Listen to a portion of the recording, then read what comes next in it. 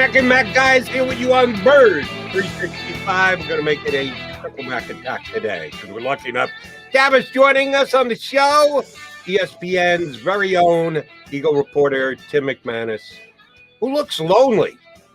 T-Mac, that shot that you have, we really like our bricks that we have here on the backdrop here, but it looks like you're kind of all by yourself there in the house. What's up, buddy? Well, just finding a quiet corner in the house is a good thing as far as I'm concerned, Jody Mac. Exactly. Tim's got the kids to deal with. So, yeah, you got to find a spot. I'm with you, Tim. It's always difficult to find a spot where it's quiet for 5 minutes. So I understand your pain. I do like the bricks that you guys have going on, though, in your backdrop. It's like a 1980s comedy, Chuckle Hut. It's like I'm doing a set at the Chuckle Hut. Although Jody got me fired up. So I do want to say one thing. If I told you, because Tim's a little bit younger, he's got hair than we are. If I asked you where Anthony Carter, started his football career, what would you say? Reggie White started his career? Yeah. Yeah. I don't know. All right. But you know Reggie White, correct? Yeah, I've heard of that guy. You would know if I said Memphis Showboats, you would know Reggie started in the USFL, correct? Mm-hmm. Would you have known it was the Memphis Showboats, Tim? Honestly. Memphis Showboats, probably not. USFL, yes. Well, generational. Generational. Do you remember the Memphis Showboats? Tim's like, what the hell's going on here? Do you remember the New Jersey Generals, Philadelphia Stars, Memphis Showboats, Houston Gamblers? Do you remember the names? All right, Jody. I'm having a little tough time hearing you, Johnny Mac. But yeah, I remember the names. That's about it. But I don't. Yeah, that wasn't really my wheelhouse growing up. I got you.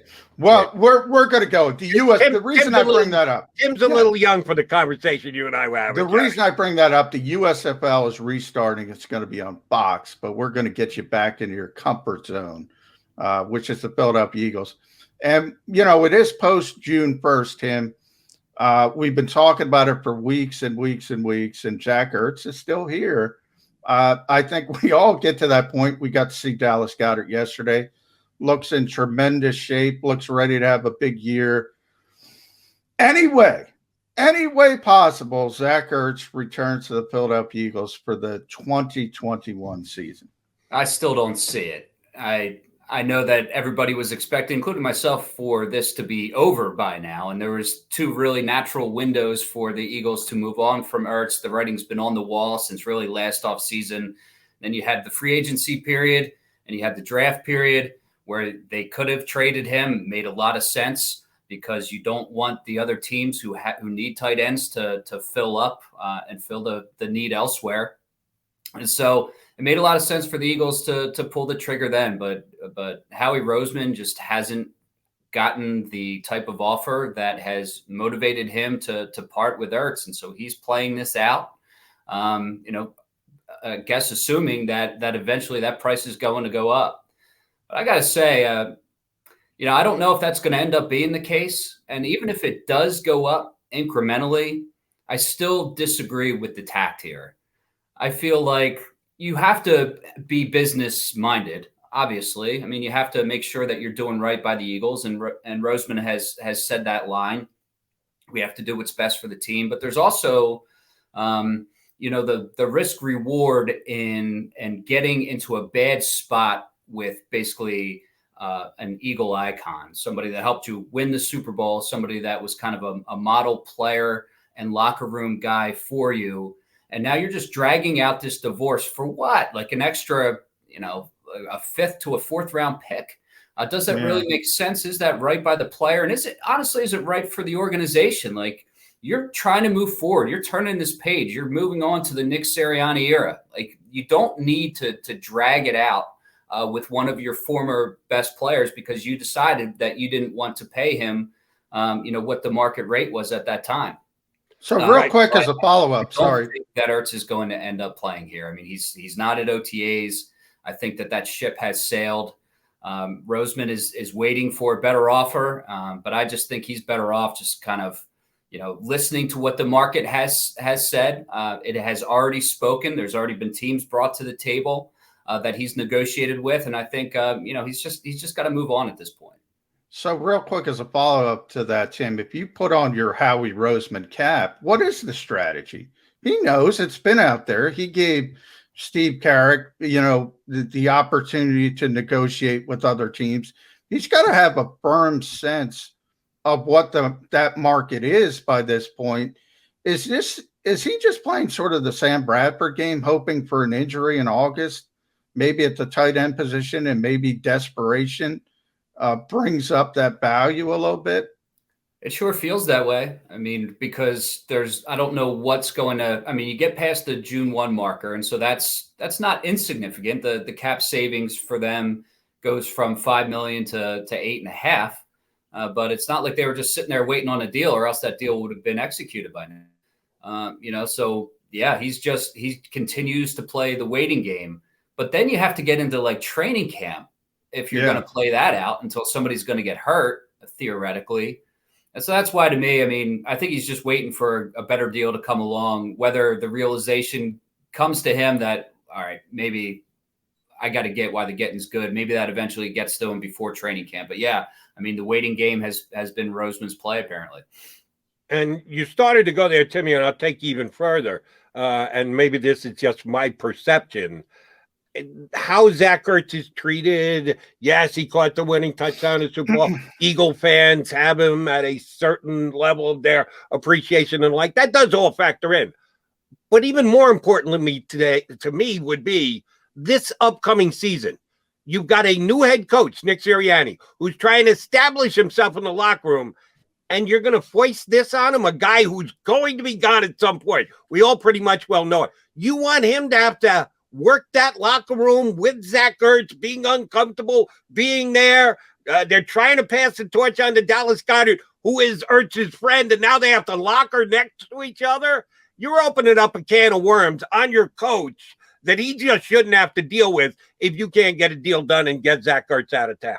I agree with that. And I also think that you have to be really careful when you're establishing a culture or trying to continue a culture, the one that you want. And so, it's tough enough, I think, for a first-year head coach. But then there's, the players in the locker room that are seeing what's going on and how guys are handled, right? So, like, Malcolm Jenkins and Zach Ertz couldn't have done more in their time here from a culture setting and from a production standpoint. Just couldn't. There's nothing more they could have done.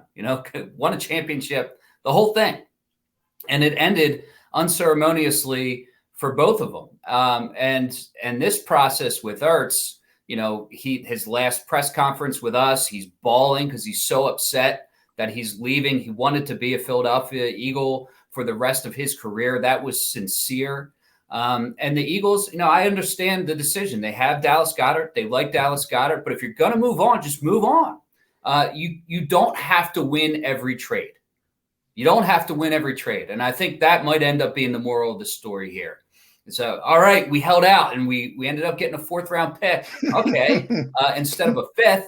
But, everybody in that locker room saw how that went down and how one of the most revered Eagles in the franchise history was treated on his way out the door. So how am I, as a mid-level guy or a low-level guy, going to get treated by the organization when my time comes? So I think that's the stuff that you have to be thinking about a little bit more than they are in this situation, where I don't think they're ever going to get this big haul for Ertz. He's making $8 million. He's north of 30 now. I just don't know what they're doing here, honestly. It's a good point, Tim. It does have an impact on the rest of the locker room, the rest of the team. And by the way, we got to talk to Dallas Goedert yesterday, and it's sort of this open secret. Like, Zach is on the roster. He's a part of the team, but he's not a part of the team. And everybody knows it, that he's not going to be there. And we're acting like Dallas Goedert is the tight end one, because he is. And he is eligible for an extension. And if he bets on himself, we just had Brad Spielberger, who's a money guy from Pro Football Focus, on in the hour one. He's going to get a lot of money. Do you think the Eagles, number one, have the space to get an extension done with Dallas Goedert early, or do you think he's going to bet on himself? Well, it sure sounds like Goddard wouldn't mind if he got that extension early without having to take the risk of the fourth year. I mean, he was pretty candid about that, I think, in his discussions with us, and also revealed the fact that there are contract negotiations ongoing right now. So that's another wrinkle to this whole thing. It's like they have chosen their course at tight end, and Dallas Goedert is it. They're not going to be paying both of those guys big money. And yeah, I do think that they can find the cash to do it. Oftentimes with contract extensions, you actually end up paying less in year one than maybe he's on the books for, or certainly less than you're ultimately going to be paying him on an annual basis. And this is really the year that they have to look out for. I mean, once you get past the 2021 season, the cap situation is going to be looking a lot rosier. It's going to get a lot easier. Cap's going to go up. Some of the dead money is going to come off. And Goddard would fit in there just fine. So, yeah, I think they can get something done from a financial standpoint, and it sounds like Goddard wants to. If you have those two things going, that usually means good things in terms of execution of a contract extension. Timmy, wanted to ask you about the running back position. Story broke yesterday, and I did not know this, and I think it was NBC Sports Philly that unearthed it, so give them credit for it, that when the Eagles claimed Kerryon Johnson, they somehow talked him into taking a pay cut, that he was scheduled to make like $1.3 million, and they talked him back down to the veteran minimum, which was $900 and change. So they saved like $300,000 or $400,000 on Kerryon Johnson just by talking him into being an Eagle. He could have said, well, no, my contract's my contract. And if the Eagles didn't want to pay him that, they would have had to put him through waivers again, and somebody else might have claimed him. And his time here in Philadelphia would have been an on-paper stopover. Wonder why did it? Can you just attribute that to he was dying to be a Philadelphia Eagle? Do we read any more into it that it increases Kerryon Johnson's status as a potential production guy for the Eagles this year in the running back room?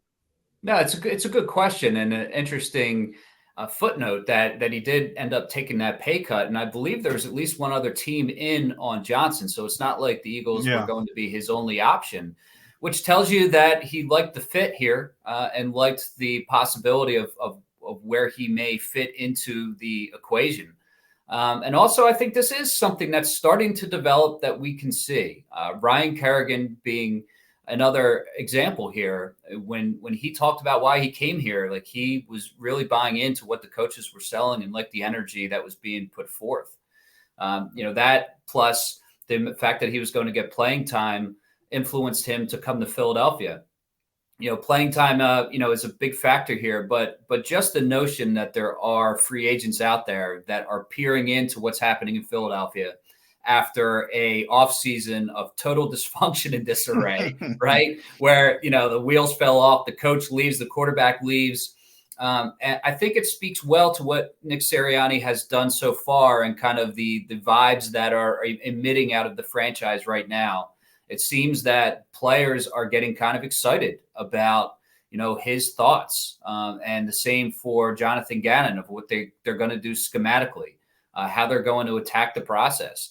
So I think that's a positive sign, and another piece of evidence in that is Johnson and I think Kerrigan.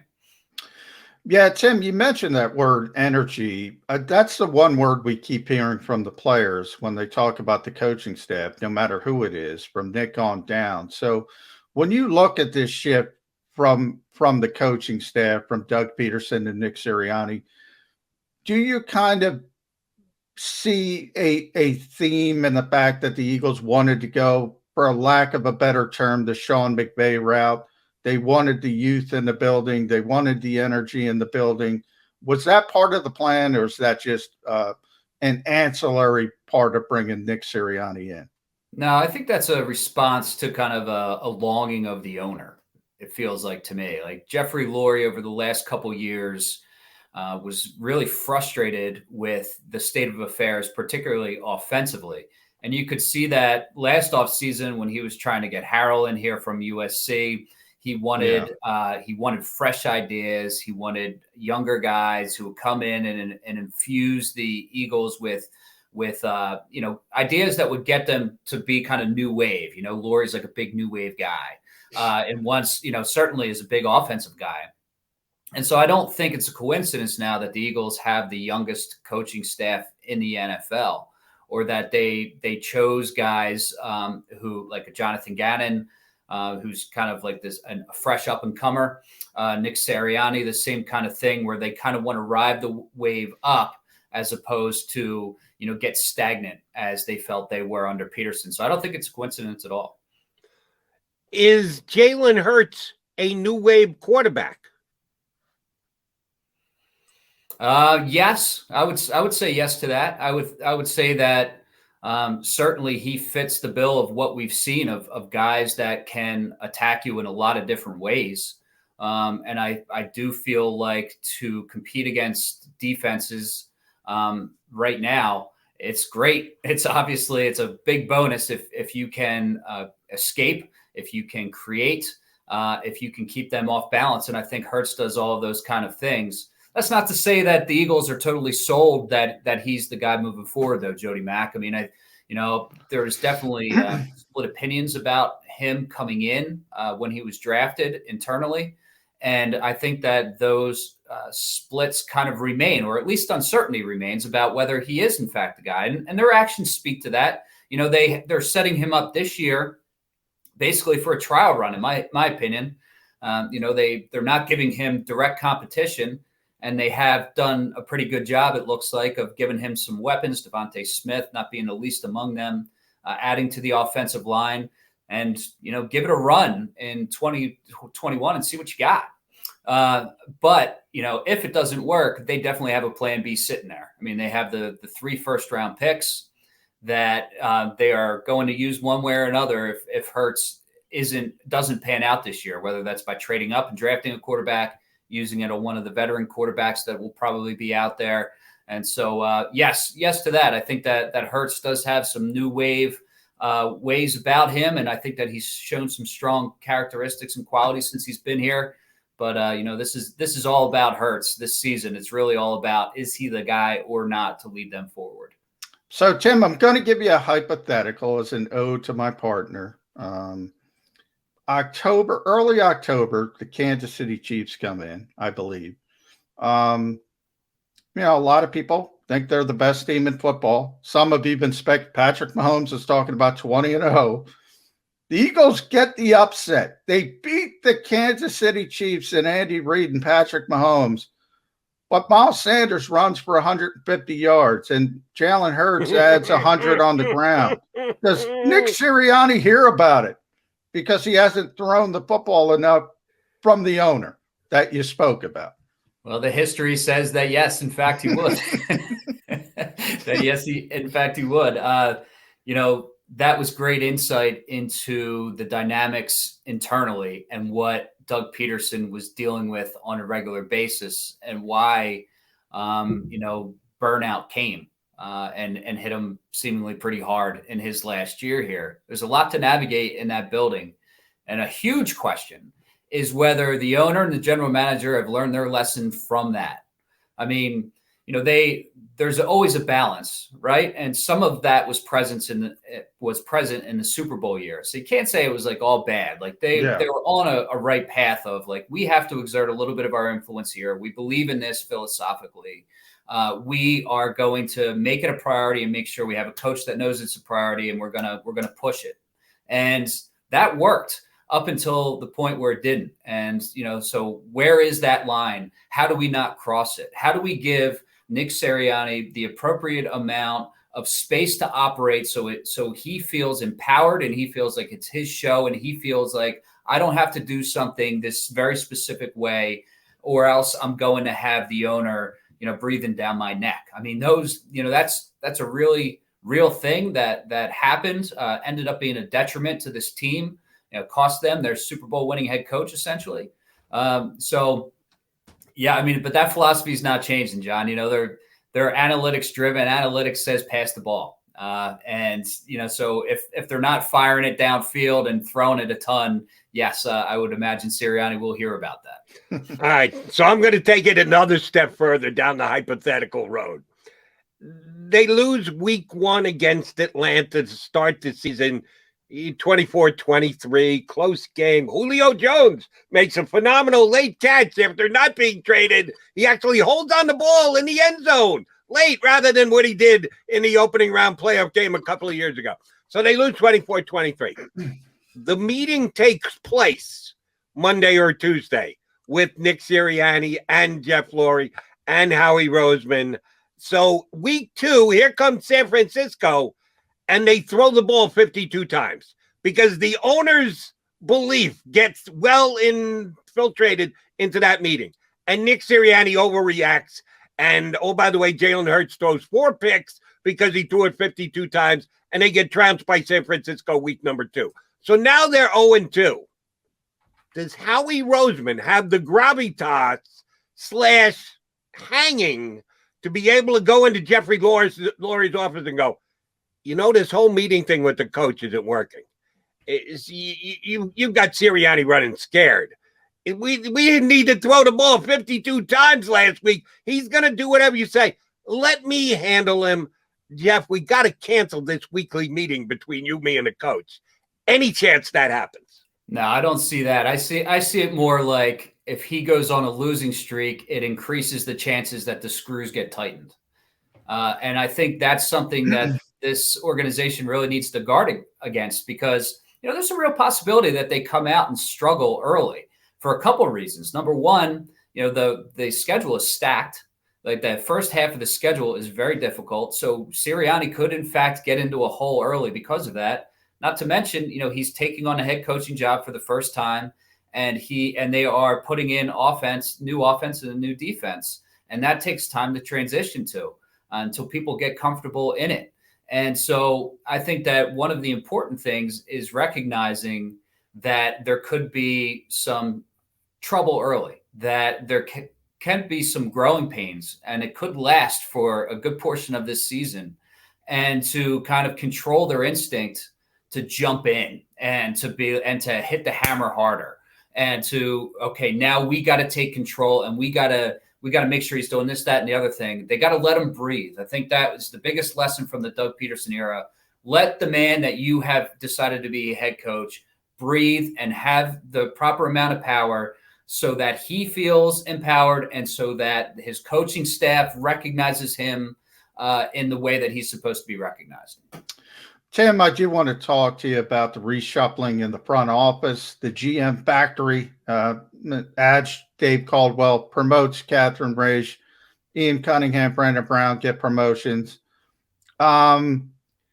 Is this Jeffrey Lurie's way of sort of answering some of the criticism? If you go back to the coaching search and we talk about Ray Rhodes in 1994, whenever it was, being the last African-American to be in a position of power on the coaching staff. Does he have rabbit ears about that type of thing when it talks about hiring and the Philadelphia Eagles? I'm not 100% sure whether that's any part of his motivation or not. That's hard to speculate on, John. But what it does show, and I think they're right in the fact that, GM factory may not, after the quarterback factory remark may not be one that sits well with them, but they have identified talent. Like I think Roseman has done a good job of that. And Barry is a good example of that. Joe Douglas going on to the Jets and what he did when he was here is a good example of that. And, the rave reviews that you hear behind the scenes, somebody like Catherine Raish, someone described to me as a rock star, speaks to that. So it's not, the problem isn't identifying talent. The problem is meshing the talent. The problem is not making it siloed or getting it to the point where that talent is not being heard. I think that's really been the main thing, is keeping it harmonious. Like when they were at their best, it was like this nice mesh of a Douglas Roseman marriage where you had the analytics side and you had the football, more pure football side, and you had that kind of coalesce into a really kind of sharp personnel building process. They have people in place. It's just a matter of making sure that it's, that everybody's working together and that it doesn't kind of break off. But talent, they've got it. I'm going to ask you a question, Timmy, here. Last one for me. And I'll acknowledge ahead of time it's probably unfair to you. If I gave this question to my partner here, Johnny Mack, it'd be unfair to him, too. This isn't another USFL question. No, not we're USFL. I'm on the spot today. We're sticking to 2021. You guys have to talk to players when you get the chance, and you have to try and read between the lines and do so down the line in a Zoom way, which is completely unfair to you guys. But I'm going to ask you to do it anyway. I had a call last night on my radio show, and the caller was optimistic about the Eagles and talking about Nick Sirianni because he said, and the players that have been asked about him seem to be excited about what they're doing in camp and what their first impressions of the coach are. And I'm seeing that this team has got a chance to be better because of the way the locker room is playing out. Now, that's way early to be doing it. So I tried to reel the guy back in, but I let him have his minute of excitement. I'm going to ask you to do the same. Be that caller that I had last night, reading between the lines of what the players have had to say about their new head coach. Going over well, believing in it? Is it something you just have to expect because new guy, I better be good to the new coach because he's going to decide my future? What do you think the players think of Nick Sirianni so far? Well, there's always the honeymoon period, to your point, where a new guy comes in, you ask the player about the new guy. It's not like they're going to start trashing him and be like, I don't know, man. He's, so you're always going to have positive feedback. So what I look for is, if it's unsolicited, what they're saying, the type of messaging about what they're saying. And it's very consistent to me. And that is that the energy is high, which, we can see that from just the Zoom calls. We know that this guy's, very high octane. And also that they are getting excited about his philosophies and his ideas and what he's going to bring to the table, which I think is going to be kind of, it's going to be matchup based. So, but a West Coast style, kind of more pure, boom, boom, get the ball out, get the playmakers in space and let them create. So I think there's going to be some of that, but they seem, at least from what I can tell, genuinely amped up about what they've gotten out of Sirianni so far. Now they're 0-0. Right. So it's easy to be amped up when you haven't even gone through a training camp. You've barely even gotten onto the field in OTAs. You've heard a couple things. You've had a couple conversations. The guy's high energy makes you feel good. Okay. So we can't take that to mean that Sirianni's going to be this great success. It really comes down to what happens between the lines. What are those game plans? And then how do those game plans translate to the field? Does he in fact have really good ideas that's going to make them successful? And if that's the case, obviously they're going to love the guy mixed in with his personality. So that's really it's going to come down to. But I think that the early impressions on Sirianni have been positive, even though the media, it wasn't as positive from a media standpoint, given the way that he stumbled on the first one. But I think it's been a more positive experience for the players overall. Yeah, I would agree with Tim's take. And last one from me, Tim, because the Ryan Kerrigan signing to me, I thought was a good signing because the price came down. You can't criticize it, even though his age doesn't fit in with the modicum of, the mode of transition year or whatever you want to describe this is. But the Eagles have made calls on Julio Jones. We've been down this rabbit hole before. Is this team again convincing themselves that maybe we're a little bit better than people think, and maybe we should fill in some of these holes? And will that hurt them if they do think that? Well, it does feel like they are starting to move towards that. Like they can't really help themselves. And I can understand that. Like you're going to compete. The NFC East is open. You have that drive in you to want to put out a winning product. So all that kind of stuff makes sense. It's just like anything else, like we were talking about, it's like, where's that line? So if you're bringing in a guy like Kerryon who can help, establish or continue the type of culture that you're looking for while keeping you competitive and not taking away from somebody's snaps too much, like, I think that's fine. If you're overcommitting to a veteran player who could drastically take away playing time from some of your up-and-comers, then that's where I think you go overboard. That's where Julio Jones would be for me, like a 32-year-old who's awesome and who would no doubt make that offense better, but you just spent a first-round pick on Devontae Smith, and before that, you spent one on Jalen Reagor, and you want to figure out what those guys can do, and you want to give them every opportunity to be out on that field and learn on that field, and not commit, $15 million to an aging guy who's not going to be part of your future. So that to me would be, the difference there. I think that those small one-year moves can work out for you. You just can't get too crazy about it. T-Mac, last thing. Sixers take out the Hawks in how many games? I'll go 6. 6? Yeah. They haven't handled the Hawks all that well. And I think we it's going got to be a little bit of a struggle. We got no idea about Embiid's status. But other than that, I like it. Sixers and 6. There you go. Timmy, good catching up. Now go play with the kids. Get out of that corner of the room and rejoin the fam. Thanks for joining us today. Always my Thanks, pleasure, Tim. guys. Thanks for having me. That is Tim McManus. Does a phenomenal job covering the Eagles for ESPN. All right, we on the Mac and Mac show. That would be Birds 365 coming right back to put a bow on this one. If you missed any of today's show on the JAKIB Media channel, listen to the podcast on your way home. Available on YouTube, Apple, and Spotify.